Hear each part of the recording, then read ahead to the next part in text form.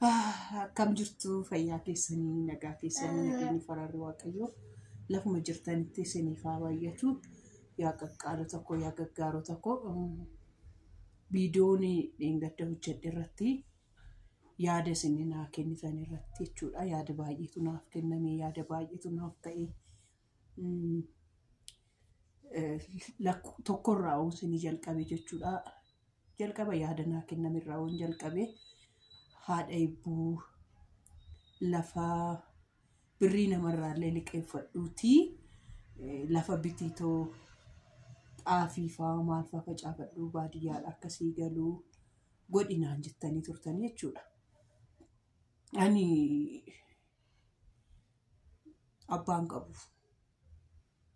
abbaan qabu obboleessa gaarii hin qabu obbolaan qabu karaa haadha kootii qofadhaan hin qabu. Isaan immoo anjiraatan gara wal guuranii gara naannoo Buraayyuu kana jiraatu. Isaan jechuudha obbolaan haanaati kodeessa jechuudha. Haadha koo immoo abbaa biddeeni kofaana jirti. Xiqqoo kootiyyuu qabee haadha biddeenaa kofaana waan baay'ee waan jijjiiru miti waan namarra ga'u tokko kanaaf jedhee warra baadiyyaatti rakkina koollee ni maddu fira kootti kamittiyuu rakkina koollee maddu odoon haati koo warri obbolaa haadha fi haadha tokko irraa dhalattan dhugaa waaqayyoon galateeffadha. Ani garuu yeroo baay'ee jechuudha isuma dhugaan siniin jedha obbolaa haadha tokko garaa tokko keessaa ba'an gafana baay'een dharraa baay'een hawwa baay'een barbaada jechuudha. Kanaaf jecha nama baadiyyaadha akkas waan akkasii naan godhu hin qabu. Walumaa galatti gabaabatti dhugaan sinii deebisu hin qabu. Annaa kenna jedhu ta'e malee ansiifan godhanaan jiru nama baadiyyaa qabus firan qabus hin qabu jechuudha. Harmee koo immoo yaa'u shamarran keessattuu shamarran biyya arabaa jirtan hin beektu odoo sin dhukkubu maalittuu fayyaa kooti jettu odoo beeloftanuu quufeera jettu nagaa kooti jettanii haadha keessanitti haasoftu jechuudha. Hanis haadha kootti akkuma siqeessanii jechuudha obbaachinnaa bilbiltu nagaa kootii fayyaa kootii kanan jedhaan jechuudha. Lammaffaa immoo yaada babbareedaa gaggaarii naaf kennitaniitu galatoomaa warri naa bilbiltaniis haadha eebbaa siif jira jettan ana kaanii Abdallaa fa'aa ijoolleen jijjirtu warroonni siif jirraa sii qaqqabnaa jettanis hedduun keessan jirtu jechuudha. Ani odoo naaf ta'ee suura dhugaa koo siniin jedha jechuudha. Odoo naaf ta'ee sirriitti waan hundumaa hojjedhee waan hundumaa olii gadi fiigee akkam barbaade waan barbaade godhee baay'ee natti tola jechuudha. Suura dhugaa siniin jedha odoon bakka baay'eetti waan baay'ee waan qabu hundumasaa waan hojjetamuu qabu hundasaa hojjedhee baay'ee natti tola. Isinitti meera dheengaddas jechuudha viidiyoon dheengadda hojjedhe keessatti ani waaqayyo karaa natti agarsiisu warroonni fakkeenyaaf viidiyoo gaggaarii hojjechuu dandeessanii viidiyoo gaggaarii karaa teelegiraamii kootii naa erguu dandeessu. Warroonni bakka eebbaa kun hin tajaajilaa kun hedduudhaaf hin ta'a jettan karaa teelegiraamii karaa naqunnamuu dandeessu. Bilbila koommoo warri barbaadan Duwwaa 9 13 89 33 36 Duwwaa 9 13 89 33 karaa kana karaa teelegiraamii viidiyoo gaggaarii qabnaa walaloo qabnaa sirbaadha waan adda addaa qabnaa koopiraayitii firii an ta'e si erguu dandeenya barreettan karaa kana na argachuu dandeessu. Akkasumas immoo itti dabalata jechuudha. Mucheeko hiiratti bo'uu hin danda'u waggaan bo'uu inni qabxii jechuudha. Bareedduun koo itti dabalata immoo kitaaba abbaan duulaa kitaaba 30 naaf kenne afaan Ingiliffaatiin barreeffameetu jira. afaan oromootiinis onna qeetoo naa kenni jedhee nan didu waan ta'eef jechuudha. Warroonni immoo karaa san si gargaarra jettanis kitaabichi 1,000 hin gurgurama.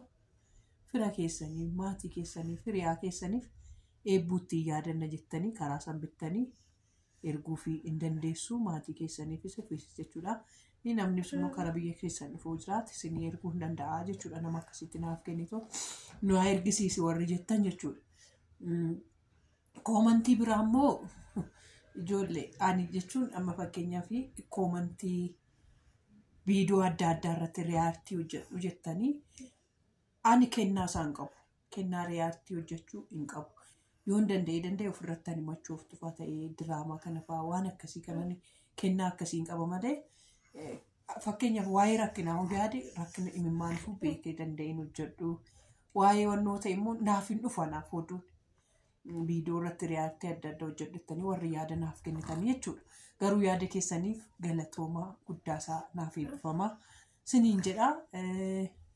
Akkasumas immoo koomentoonni baay'ee nama bashannansiisanis jiru.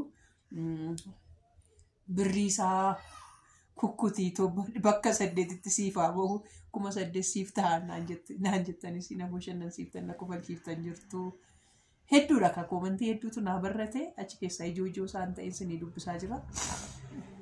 Waan yaada keessaniif waan yaada gaarii naa laattaniif guddaa isaanaaf galatoomaan siniin jedha. Sinuman qabaa sinumattaan bu'aa sinumattaan himaa sinuma faana naasa'a kanaaf jedheen jechuudha dhugaa rabbii malee rakkina ofii namni bakkee baasee dubbachuus hin barbaadu nama dhiphisa jechuun kanaa dhufanii jedha.